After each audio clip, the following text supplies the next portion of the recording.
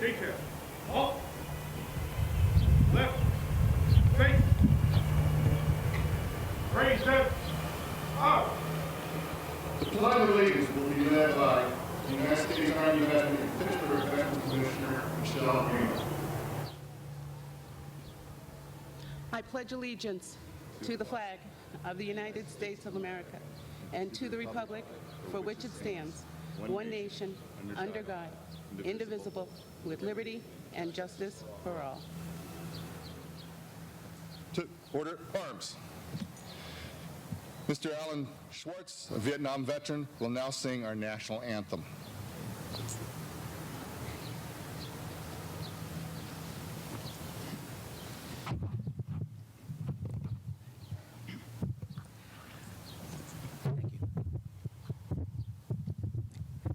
Oh, say, can you see by the dawn's early light what so proudly we hail at the twilight's last gleaming, whose broad stripes and bright stars through the perilous fight over ramparts we watched were so gallantly streaming, and the rocket twinkling, the bombs bursting in air, gave proof through the night that our flag was still there.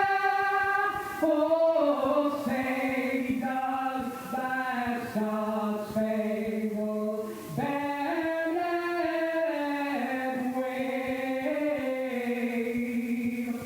Oh, the land of the free and the home of the brave.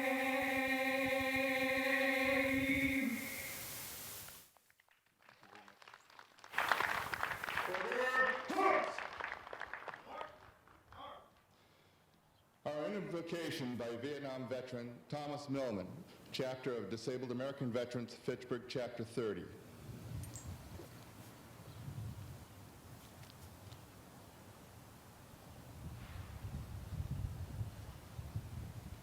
Thank you all for your support. Let us pray. Please, Lord, bless these Vietnam War veterans who gave their lives in service to our country. Bless their families who mourn their loss every day. Bless all of our veterans, past and present, who have served our great country, and bless all of the people here who have taken the time to honor our veterans. And God bless the United States of America and protect us from evil. Amen.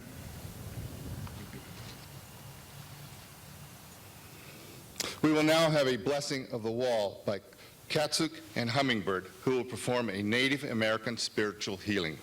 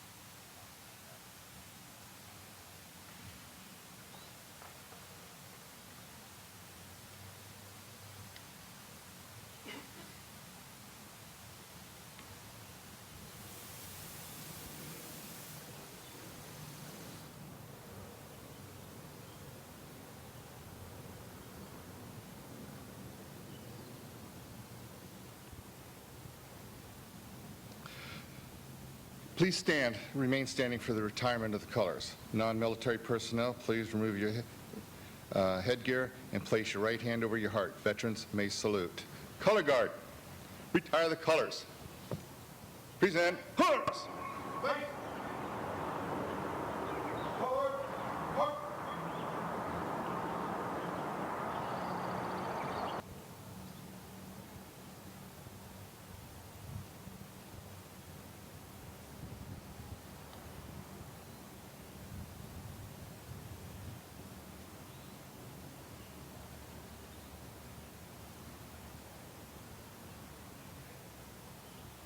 Order. Arms. Please be seated.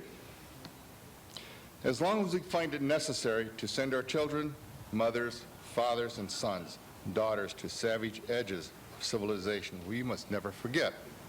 Vietnam veterans, you come with memories, stories, and tears.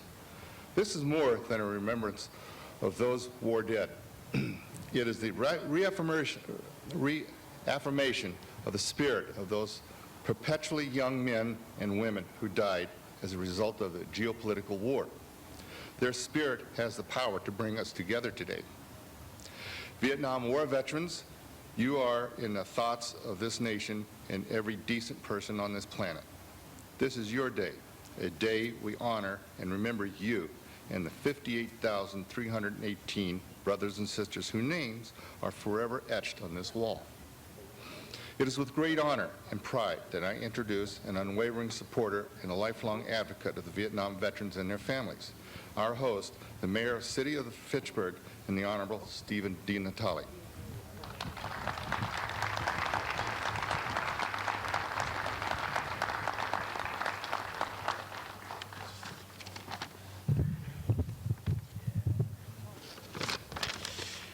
Good morning, veterans, friends, and distinguished guests. Thank you for joining us at Fitchburg's Crocker Field today. I am honored to welcome you to the Wall That Heals opening ceremony.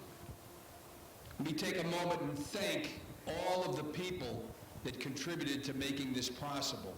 We are truly honored to be a host city for this very, very solemn and very important event. Today we gather to honor those men and women that served our country during the Vietnam War. Fitchburg is privileged to host this memorial honoring those American patriots who lost their lives during the Vietnam War. Over 58,000 members of the United States Armed Forces lost their lives in Vietnam. This wall is a replica of the Vietnam War Memorial at the National Mall in Washington, D.C. And for the next few days, we have the opportunity to honor each of these true heroes. There were more than 300,000 that were wounded in Vietnam, and 1,666 Americans that to this day are still missing. We salute each of them, and we salute all those that served during the Vietnam era. The Vietnam War is a painful chapter in American history. Anyone that remembers those turbulent times knows there were no celebrations when our soldiers returned home. They should have been commended for serving their country with valor. Instead, they were often vilified and ignored. Whatever our view, this will never happen again. We will always stand united in support of our very precious troops. The Wall That Heals tells a story of a generation of service members who helped to build the country that we love and cherish. This country will forever show our appreciation for our brothers and sisters of the Vietnam era. On behalf of the city of Fitchburg, I say thank you and welcome home. May God bless our men and women in uniform. May God bless the city of Fitchburg, and may God bless these United States of America. Thank you, ladies and gentlemen.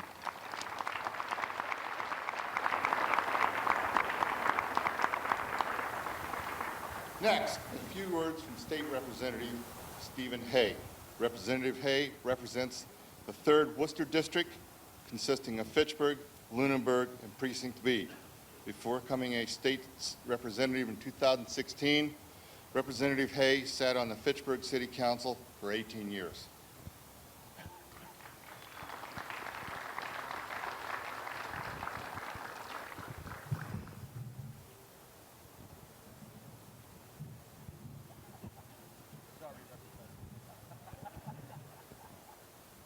By now, Mr. Mayor. Thank you. First off, I'd like to thank every individual who's responsible for bringing the Wall That Heals Memorial to Fitchburg. This is a special day. I don't know of any young adult who says, oh, I can't wait to go off and fight in war. But let me tell you, every name that's inscribed on that wall, that's exactly what they did when their country called them to duty. And we need to be thankful to them for their service and their sacrifice. And thankful to each soldier who stood shoulder to shoulder with them during that war. And thank you to their families for the sacrifice that they made. This wall stands as a monument and a way for us to remind them how thankful we are for their courage and their service. Thank you.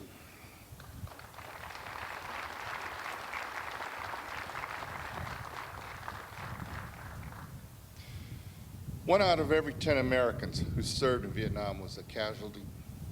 More than 58,000 killed, over 300,000 wounded, 2.5 million served. 75,000 Vietnam veterans were severely wounded. We were reminded that the average infantryman in South Pacific in World War II saw about 40 days of combat in 4 years. The average infantryman in Vietnam saw about 240 days of combat in 1 year. This is due to the mobility of the helicopter. We will now hear from Massachusetts Senator Dean Tran. Senator Tran was born in Saigon, Vietnam, and immigrated with his family to the United States at the age of 4. He was elected to his first term in the State Senate in 2017 after serving on the City of Fitchburg's council for 12 years.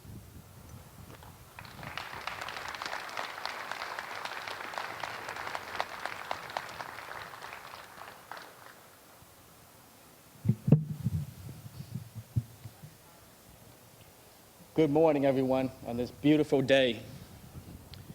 I would like to begin by thanking everyone for being here today. I want to take a moment to thank a wonderful member of our community, Michelle Marino.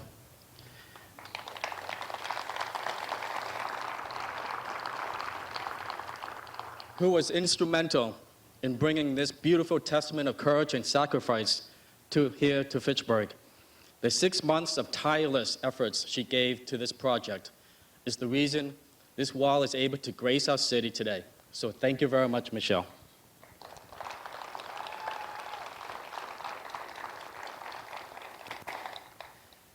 I'm truly honored to stand with you, with so many of you, as we recognize the opening of this beautiful and humbling reminder of the ultimate sacrifice that 58,220 brave Americans made fighting for the freedom of the Vietnamese people so many years ago.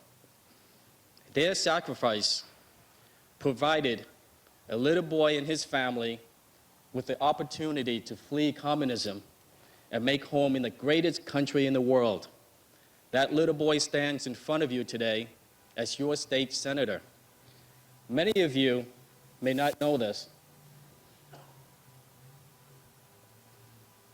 but I actually have a very somber connection to the wall that heals. During the Vietnam War, my father proudly stood shoulder to shoulder with American soldiers to fight for the independence of his fellow countrymen, a sacrifice that ultimately led to him and my family being forced to flee Vietnam under the threat of death after the war ended. I am so proud to be able to stand here today with you to commemorate this special occasion, because I know that without the honorable sacrifice made by my father and millions of other brave men and women, not only in Vietnam, but in battlefields across the globe in which Americans have seen action, none of us would be here today. Not only should we remember these heroes, but we should also celebrate their lives. I want to leave you with this quote from President Ronald Reagan's speech on Memorial Day, in which he said, quote, "The United States and the freedom for which it stands, the freedom for which they died, must endure and prosper.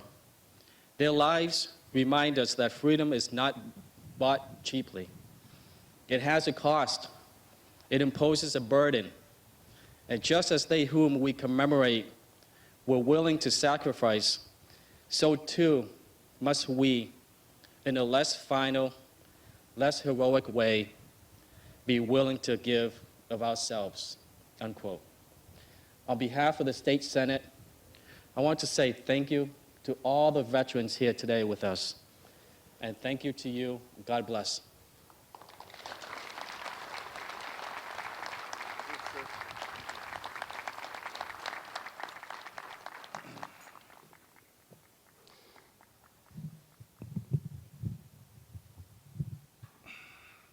The Commonwealth of Massachusetts has the most effective and comprehensive veterans benefits program in the United States. Massachusetts is the only state with local veteran service officers. The Massachusetts Department of Veteran Services Administration and advocates a broad range of services for homeless veterans, intervention and prevention, education, and financial benefits for those who served in the military. Unfortunately, Congresswoman Nikki Tsongas has a scheduling conflict and could not join us today, and for that she sends her regrets. Speaking on her behalf is a Veterans Liaison, Kenneth Christopher.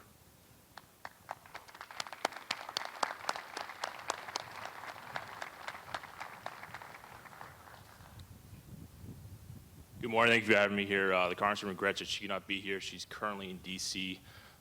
As an Iraq veteran myself, I just want to thank all the Vietnam veterans, past and present, as you paved the way for current service members. I just want to thank you all. And I just want to thank Michelle Marino, too. She's done a great job. She's a great asset to the city. I've worked with her numerous times, and I know she's done a lot to put this together. Thank you.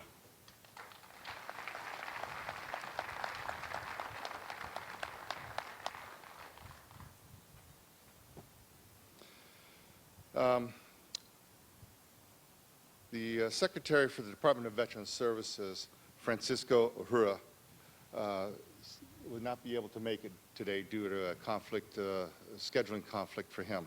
So he sends his regrets and wishes that he was here. Our keynote speaker this morning is Lieutenant Colonel Ephraim Z. Slaughter.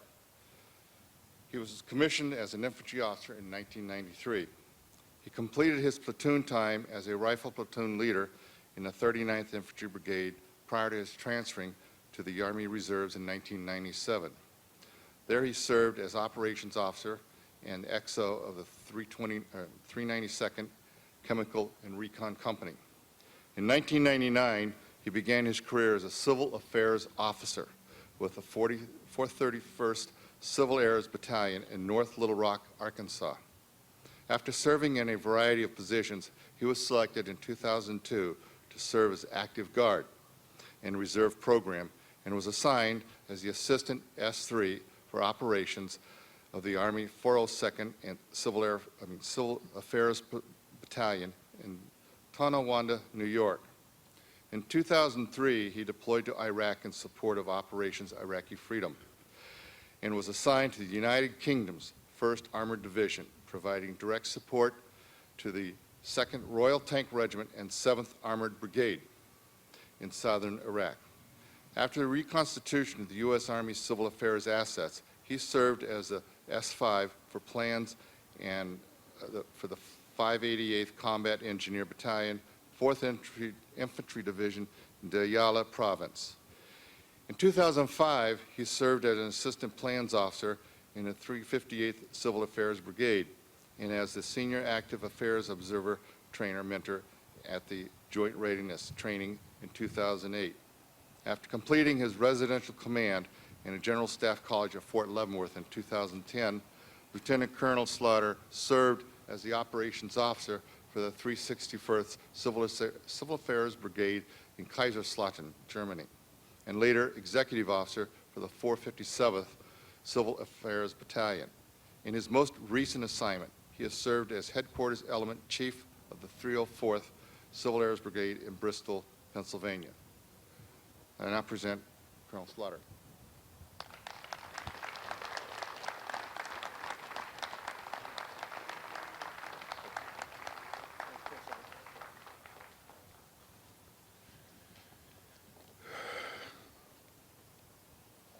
Good morning, ladies and gentlemen.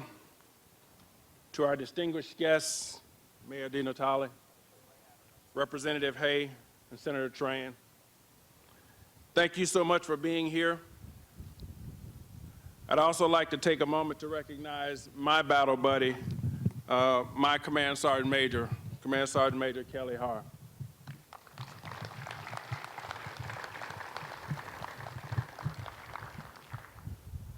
To the City of Fitchburg's Veteran Services, and particularly Ms. Michelle Moreno.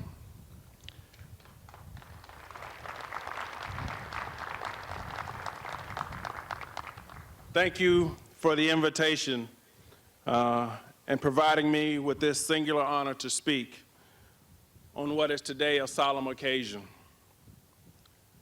To the veterans, to the Vietnam Veterans Memorial Fund organization, thank you for continuing to travel around the country, bringing this memorial and the souls enshrined to the communities from which many of them came.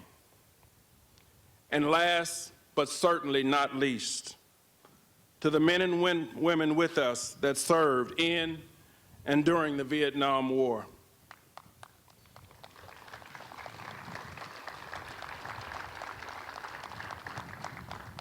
Thank you for your service. And to our Gold Star families, we are forever grateful for your sacrifice. To you, our nation owes a debt of gratitude that we can never truly repay. We're here today to remember and reflect on one of the most important but painful chapters in our history, the Vietnam War. Painful not because of the war alone, but its impact on our nation then and since. To praise those veterans that are still here with us, to remember those no longer, and the 1,597 still unaccounted for, and to honor the sacrifices of those who gave their last full measure of devotion, some 58,318 whose names are forever etched on the wall in our nation's capital and on this beautiful memorial replica before us today. 20 years we were involved in Vietnam. The latter 13 we recognize as the period of war. During those 13 years, 9 million of our men and women served in the military, with 3 million of those serving in the Vietnam theater. With so many answering the call when our nation needed it most, it's hard to imagine how so many Americans back home failed to rally behind them, as they had did in wars past. Instead, opposition became so widespread that it grew into a social movement, having the brutality of war practically broadcast into living rooms without background, context, or the rest of the story was misleading. Disagreements over our involvement, our conduct, and the perceived lack of success turned us against one another. Our forces were never defeated in combat. Yes, there were terrible battles where we suffered heavy casualties. The same is true of wars past and since in Iraq and Afghanistan. But the war was not lost as a result of those battles.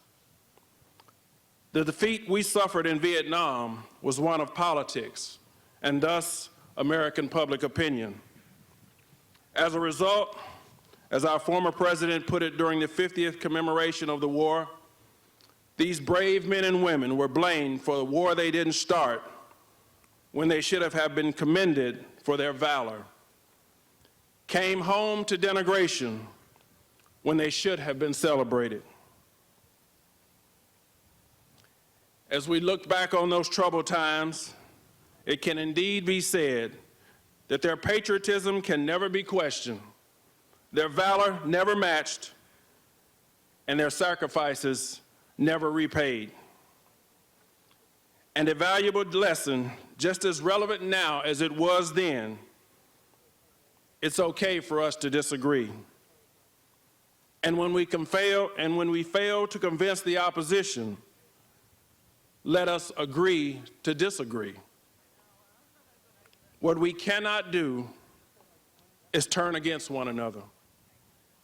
And what we must never do is fail to support our patriots, those brave men and women who answer the cause of something greater than themselves, who willingly lay down their lives in defense of our freedoms and way of life.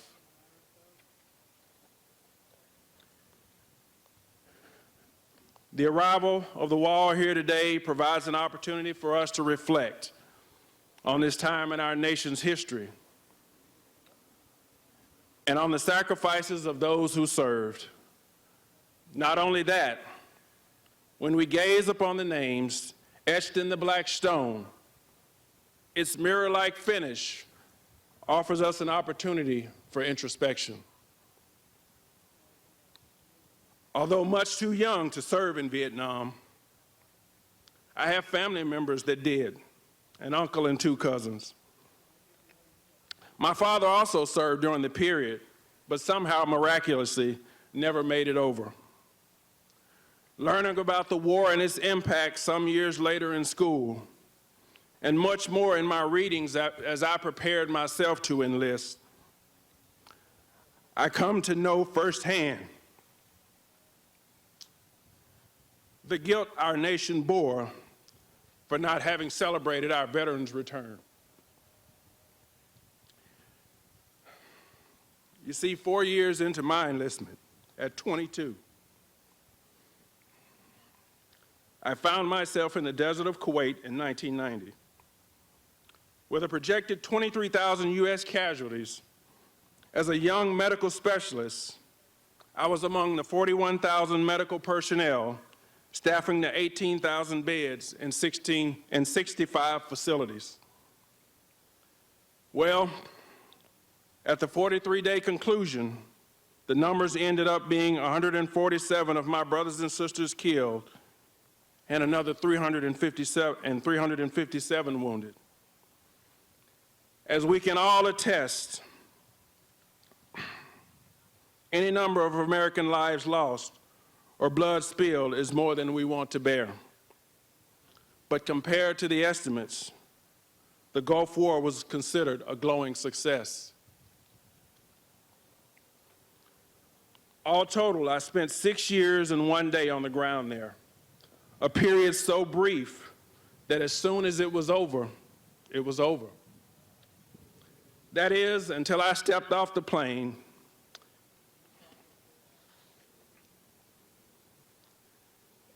back at Fort Polk Army Airfield in Louisiana. As we prepared to exit the plane, they kept the doors closed until everyone was situated and ready for a quick and orderly exit. At the time, it seemed strange, almost staged.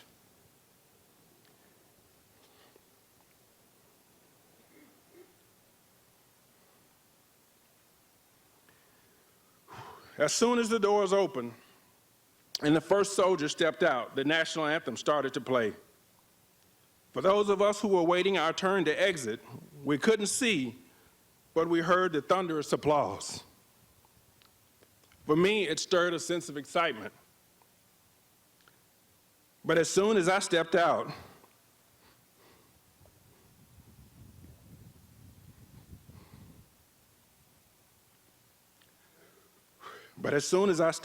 and witnessed the enormous crowd, one thing that struck me was a number of Vietnam veterans cheering and waving flags. Almost instantly, I began weeping from a wave of guilt that washed over me.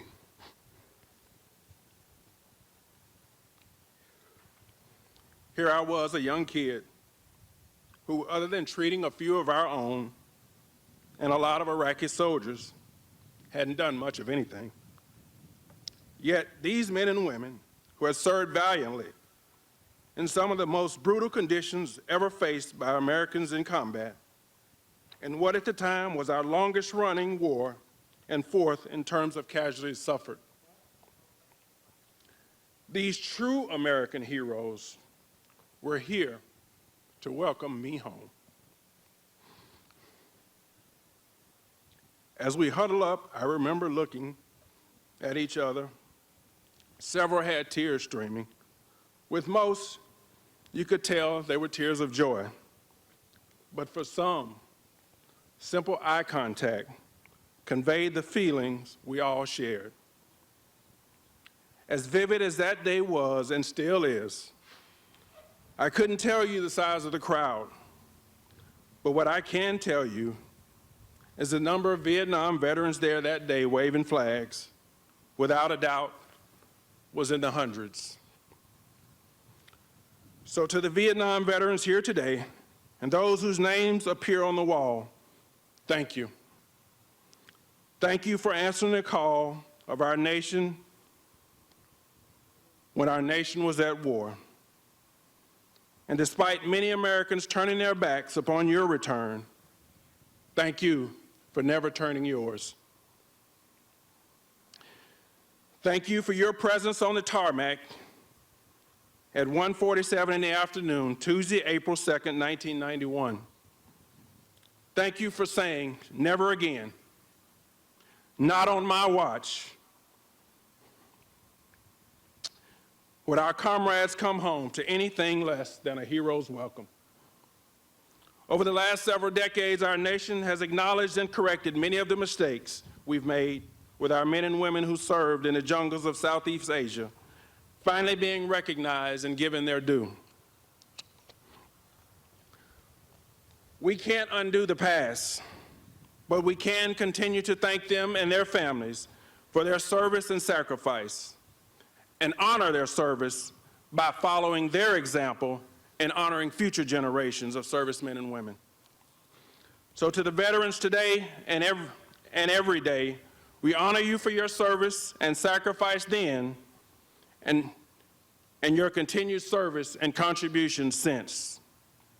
May God bless you and your families and continue to bless this country we love and serve. Thank you.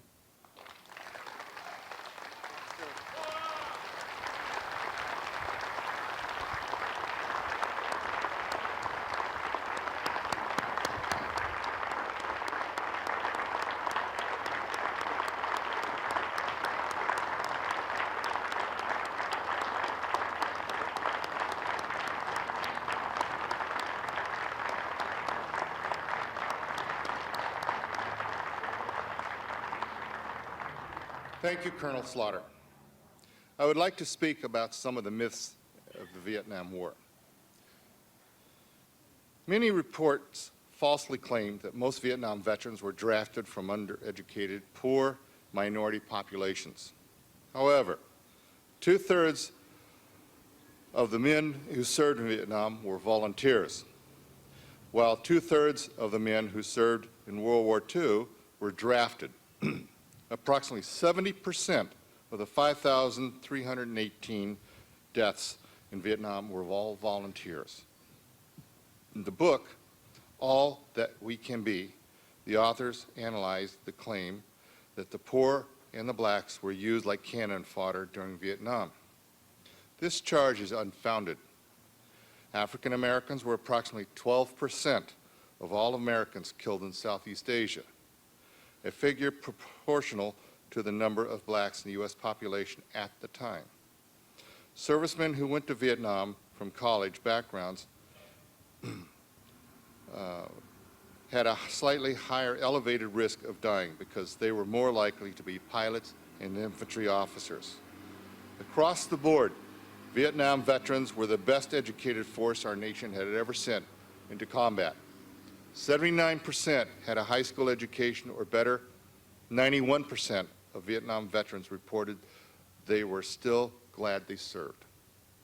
On this occasion, we ask that you take a moment and remember those listed on the wall and thank a Vietnam veteran for his or her service.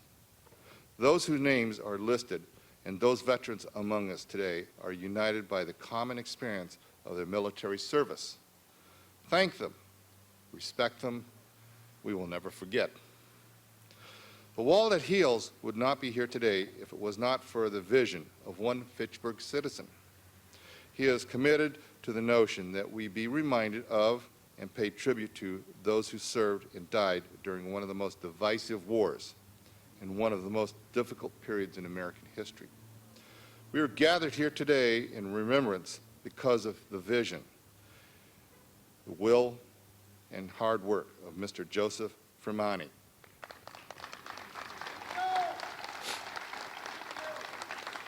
Mr. Fermani is the business manager for this event. On behalf of all Vietnam veterans, Joe, we all thank you for your vision, your kindness, and your action. Thank you, sir. Mr. Alan Schwartz will now sing You Will Never Walk Alone.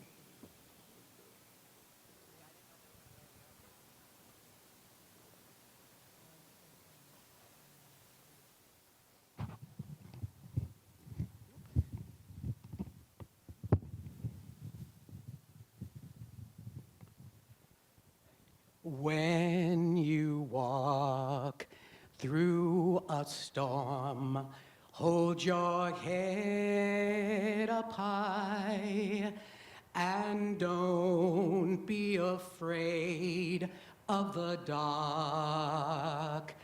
At the end of the storm is a golden sky and the sweet silver song of a lark. Walk on through the wind, walk on through the rain, though your dreams be tossed and blown. Walk on with hope in your heart, and you'll never walk alone. You will never walk alone. You just walk on with hope in your heart, and you'll never walk alone. You will never walk alone.